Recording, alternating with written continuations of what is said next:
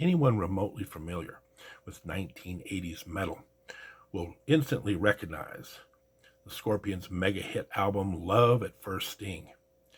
It was a big commercial success for the Scorpions and launched probably their signature song, Rock You Like a Hurricane. But deeply embedded in this album is a deep track that tells one of the most inspirational stories in the history of metal, but also tells the tale of a huge shakeup that had the potential to change the heavy metal landscape forever. That song is The Same Thrill. Tonight, we're going to tell the story behind the song. Next.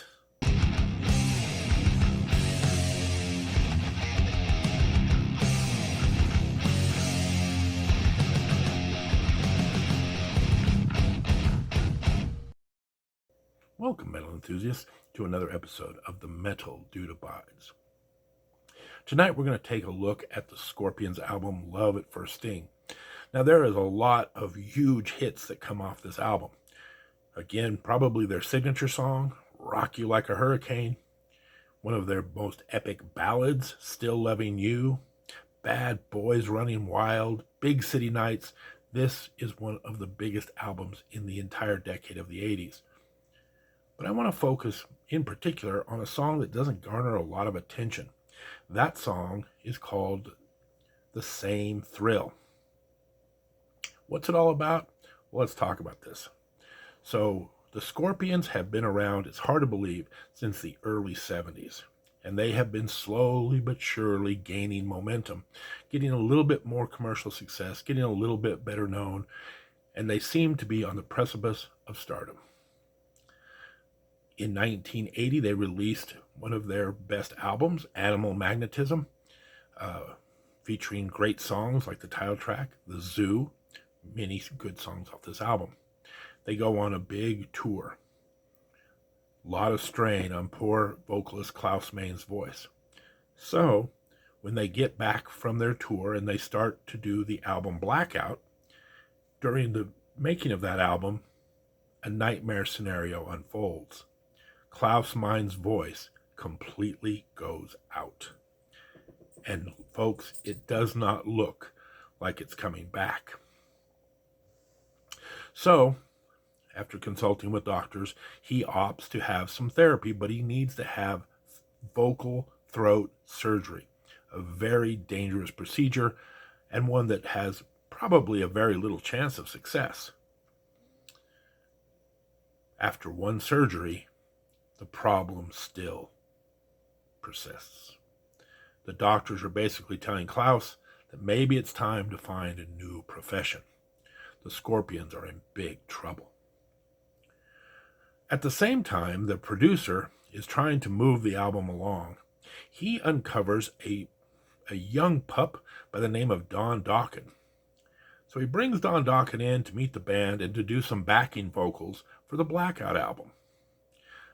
Now, at this point in the story, and if you talk to anybody involved, they will tell you that there was never any, movement to bring Don Dokken in as the permanent lead singer or to finish the album as the primary lead singer. However, you do have to wonder what would have happened if Klaus is done for. Would the Scorpions hang it up, or would they try to find a new singer? And wouldn't they look at the guy who just came in to do some backing vocals? Fortunately, they never had to make that choice because Klaus Meine was determined to fix this issue. So he goes and has a second throat surgery. Pretty much unprecedented. I've heard a lot of singers that have had throat surgeries, many of them that did not work, but I've never heard of a singer that I'm aware of that had to go through two major surgeries. But luckily for the Scorpions, the second surgery worked, and Klaus Meine's voice came back stronger than ever. And here we are, 40 years later, Klaus Meine still has a beautiful voice, still, the lead singer for the Scorpions. Again, now they're well past 50 years in their careers now. So disaster averted. But it does make you ask the question, what would have happened had Klaus Meine not been able to continue? Would the Scorpions have continued? Would they have turned to Don Dokken? Was the course of heavy metal history changed with that second surgery? The Scorpions continued on, went on to unbelievable success. Blackout, a big album, and of course, Love It for Sting, big. And believe it or not, I believe their next album was even more commercially successful, Savage Amusement. So the Scorpions were about to be launched into superstardom. And of course, Don Dokken goes back to the States, has the credentials of saying, hey, I was just working with the Scorpions, puts together his band, and Dokken goes on to be one of the biggest heavy metal bands in the world. Thank goodness we'll never find out what would have happened, but it is one of the interesting stories. Now, Klaus Meine, voice back. They finish up the Blackout album, but when Love It for Sting comes on, he pins the song The Same Thrill. And basically that song is an ode to everything that I'd worked for, all my dreams, everything I wanted for my life was almost taken away from me, but nothing tops the thrill of being back in heavy metal and being able to sing for the Scorpions. So happy that Klaus, everything turned out well, because he is one of my all-time favorite singers, and he has provided fans all the same thrills as he's getting. He's happy to be a singer in a heavy metal band. He's thrilled, and us as fans have I've been lucky. I've been able to see the Scorpions like 10 times, I think. I was trying to figure out all the times I've seen the Scorpions over the years. I think I came down with 10. Memories, what it is now, might be a little bit more than that, but a few of the highlights for me, some of the thrills that Klaus Meine has provided for me. They did a Memorial Day concert in Phoenix, Arizona, them and Aerosmith. 50,000 people strong in an outdoor arena, one of the best shows I've ever seen. They were also one of the bands on the Van Halen Monsters of Rock tour. Talk about a lineup. Kingdom Come, ironically, Dokken, Metallica, just as Metallica's just becoming huge. They're in their And Justice for All tour, and the Scorpions. I saw that in Denver, Colorado at Mile High. People were so excited during the Scorpion set. They were ripping up bleachers. It was craziness in that stadium. One sad note to that, Van Halen then came out and this is long after David Lee Roth has left. And even though Sammy Hagar was trying to keep up the energy, the rest of the band was Eddie was kind of sitting on the side of the stage, smoking a cigarette, playing the guitar. Could not keep the energy that Dokken, Metallica, and the Scorpions had built throughout the day. So there's another big tour. And then the last time I saw the Scorpions, I got to see them again in Denver at Red Rocks. They had a triple bill of them, Deep Purple, and Ronnie James Dio at Red Rocks, one of the most famous amphitheaters in all of Concertdom. So really got some great chances to see the Scorpions and get that same thrill from Klaus Meine's voice over and over again. So without further ado, I thought it appropriate to honor Klaus and all that he has given to the heavy metal community by doing a quick spotlight on some of his greatest vocal performances.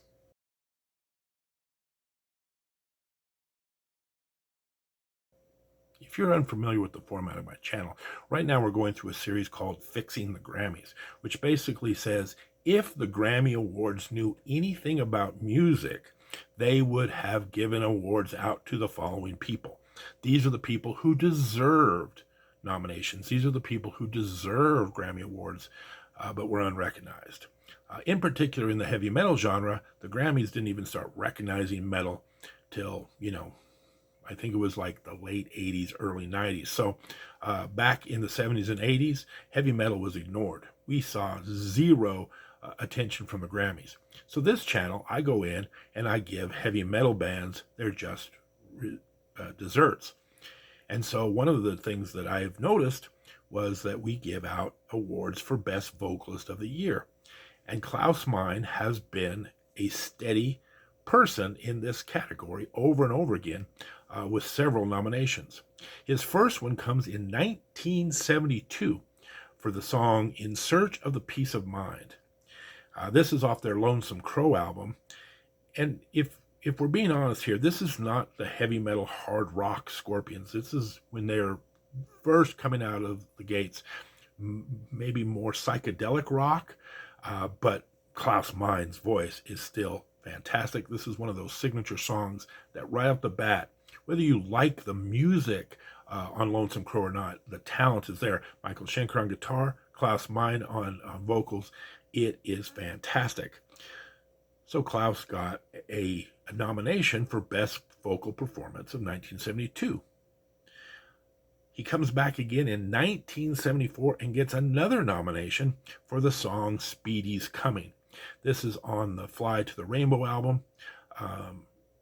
Fly to the Rainbow is probably my least favorite Scorpion songs from this era, or albums from this era. But man, Speedy's Coming is maybe that first time I heard Klaus really belt out a song and really take the pipes to another level. Speedy's Coming, an excellent song. It was nominated again for the Best Vocal Performance of 1974.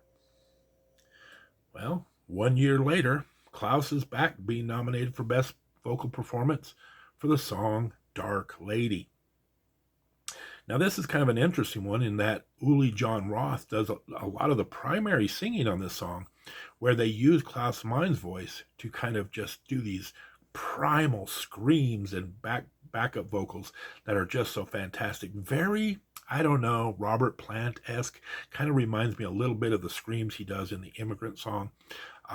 Another big moment, though, in 1975, I can only give out so many nominations to Klaus, but he also does one of those very first signature ballad songs in trance. Easily one of the top 10 Klaus Mein vocal performances here. As you'll see moving forward, ballads become a big part of the Klaus Mein arsenal. Probably most of the songs that he's famous for are ballads. So again, that's 3 nominations. 1 year later, we have a 4th nomination for Best Vocal Performance. This, the title track from the album Virgin Killers. And very much like Speedy's Coming, this is really a really heavy song. Scorpions are, with each passing album, starts to get a little heavier, starts pushing the vocals of Klaus a little bit farther. In fact, they have 2 fantastic heavy songs on this album. Virgin Killers gets the edge, but Catch Your Train is also excellent. One of the easily top 10 Klaus Mein vocal performances as well. In 1977, Klaus pulls down another Best Vocal nomination for his song We'll Burn the Sky, and once again, back to one of those classic Klaus Mein ballads. A very beautiful number. They also do a live version of this just a little bit later on the Tokyo tapes. Both are highly recommended vocal performances. Now, in 1979, the Scorpions do put out, in my opinion, their best album ever, Love Drive. And I would also say, on this album, I do believe Klaus Mein's best vocal performance is on the song I Can't Get Enough. This is not a ballad. This is an absolute rocker. Klaus Mein knocks it out of the park. If you want to say, I don't know, I'm not that familiar with Klaus Mein, I want to try maybe a rocker, maybe a ballad, try them both. From the rock category, this is absolutely the number one. Can't get enough. It gets the vocal performance nomination again here.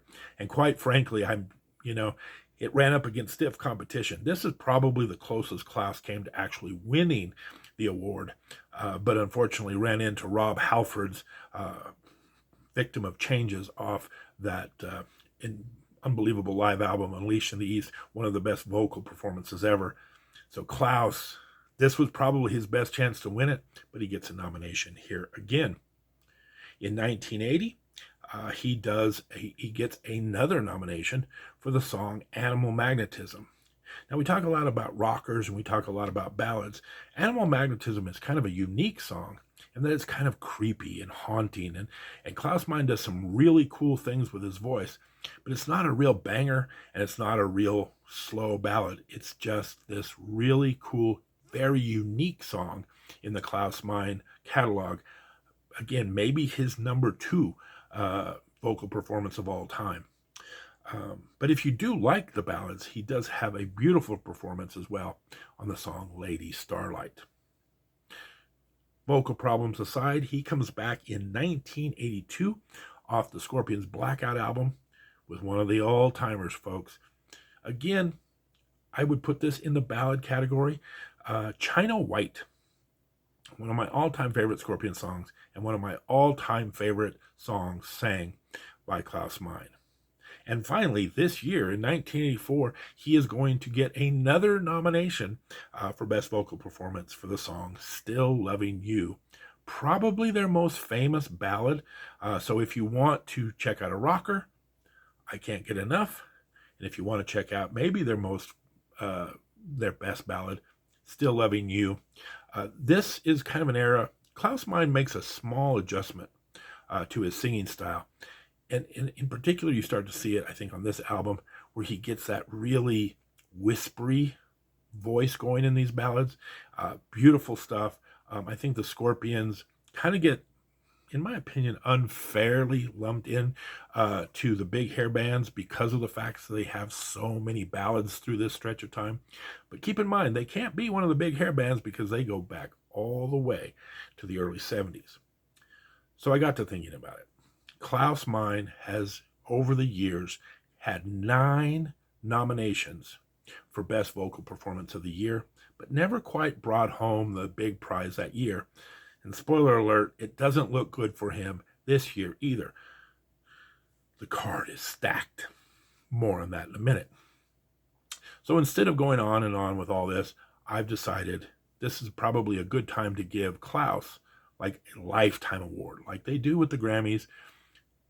Best vocalist for now, at this point, well over a decade, 9 nominations, never bring home the prize. Well, you're going to get the big prize, and we're going to give Klaus Meine with a Lifetime Achievement Award, one of the best vocalists in heavy metal history.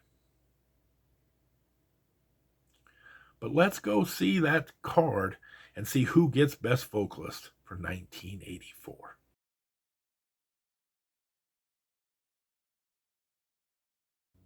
Our first nominee for 1984 Best Vocal Performance. The defending champs are in the house. Ronnie James Dio with his song Last in Line. Now, 1984, we're long before the internet has emerged, so the best way you could listen to music back then was the radio. And oftentimes radio had a sneak premiere of a song before the album was actually available to be purchased. So a buddy of mine had told me the new Dio song was being played by the radio station, but I hadn't had a chance to catch it yet, coming in and out. So I'll never forget it. It was just getting back from work. Was just about to turn the car off. I was like, well, it's the top of the hour. Let's hear one more song, see if they'll play the Dio song for me. And sure enough, the very first opening notes, instantly I knew, oh yes, here it is, the new Dio song. He starts off with that, very soft vocals. And then by the time he hits to We Are Coming Home, when he belts out home, goosebumps running up and down my arms. It was spectacular.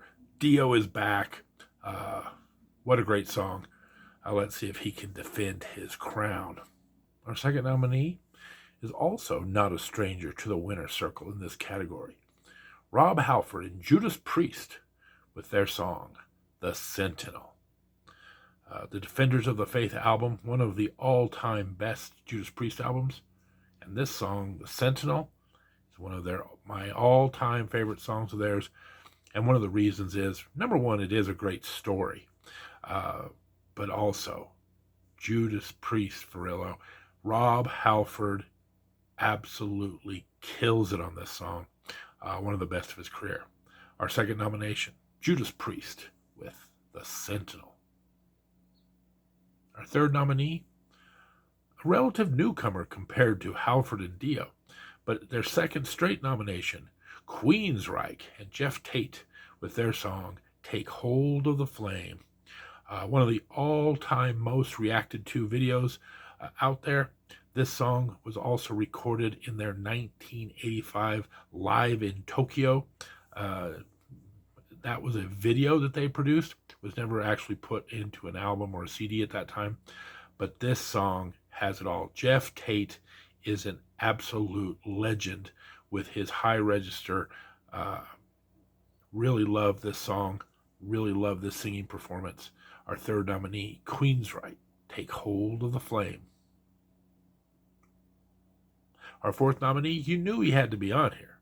Klaus Meine and the Scorpions with their epic battle, Still Loving You. I mentioned it a little bit in the when we were talking about Klaus earlier. This is probably their best known ballad.